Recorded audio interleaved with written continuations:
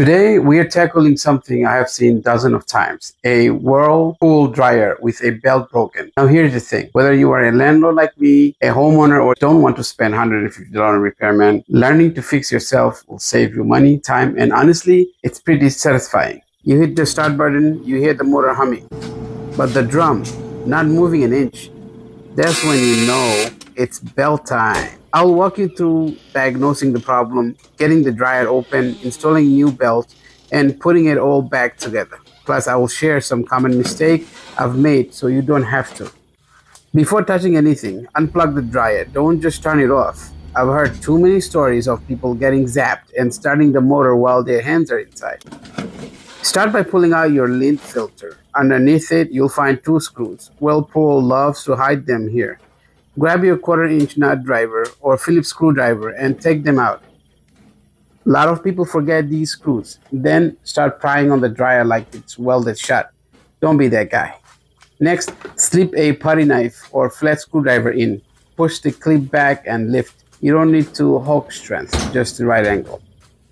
Inside the upper corner are two more screws. Be mindful of door switch wire. You can disconnect it now or just set the panel aside without stretching it. Okay, rookie mistake moment. I should have taken the clothes out before opening the dryer. If you have still got laundry in there, take it out now. It's way easier to handle an empty drum. Lift the drum slightly and slide it towards you. It will come off the rear bearing and you will see the belt and idle pulley assembly. If the belt snaps, it might just be sitting in the bottom of the cabinet like this. Most of the time you could find this belt online, but I found it on my local Lowe's. They have two sizes, 27-inch and 29-inch, and for this dryer, 29-inch is perfect.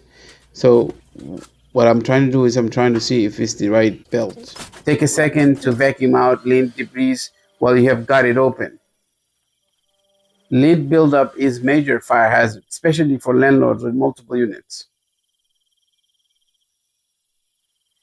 This is a great opportunity to check all the moving parts, including your motor, the wheels. If they need any lubrication or loosening up, great time to do that. It's also a great time to investigate, looking for any wear and tear, because you will not be opening dryers every day. And everything here looks great. Everything looks good as new, and that's where the pulley would go. The ribbed side face the drum. Slip it around, lining it up with the old wear marks so it spins evenly. Then comes the tricky part. Loop the belt under the idle pulley. Pull the pulley toward you to relieve tension and slide it over the motor shaft. If you are not sure about routing, snap a photo before removing the old one. For your convenience, I have included a photo on this video. Slide the drum back so the rear bearing sits in its socket. Reattach the front panel, secure the screw close to the top, and put back the two screws under the lint filter. Plug it in, hit start, and watch the drum spin like it's brand new. You just saved yourself a repair bill and kept perfectly good dryer out of the landfill. If you find this helpful, give it a thumbs up. Subscribe for more hands-on landlord tips. And remember, whether it's fixing a dryer or handling tenant, a little know-how goes a long way.